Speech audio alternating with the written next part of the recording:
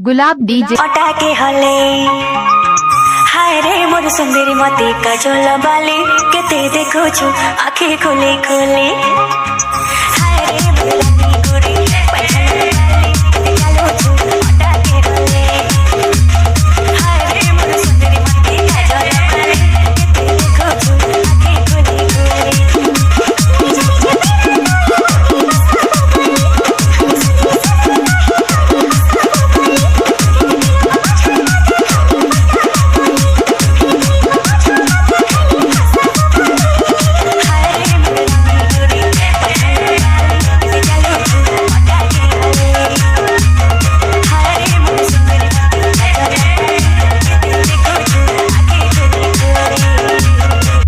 ननी तोर मुल की हंसी पागल कला तते जे देखला गोरी से तो मला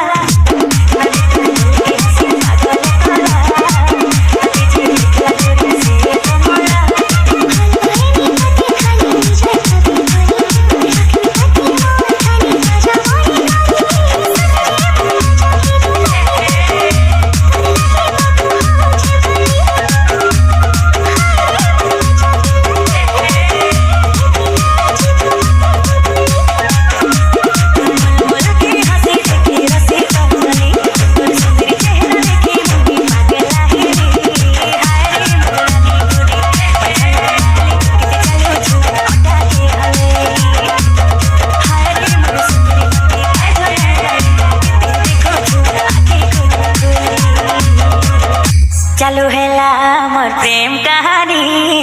केते भल पाउछ तते तुई नहीं जानी चालू हेला मोर प्रेम कहानी केते भल पाउछ तते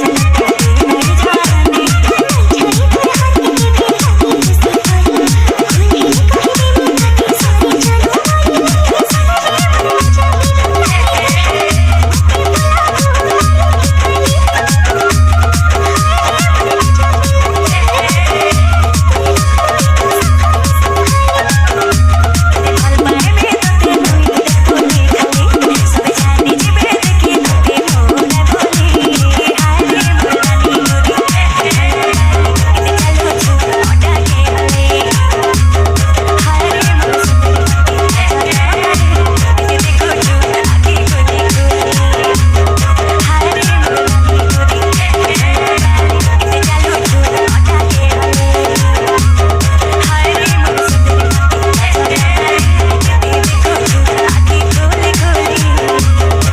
नेताम प्रोडक्शन।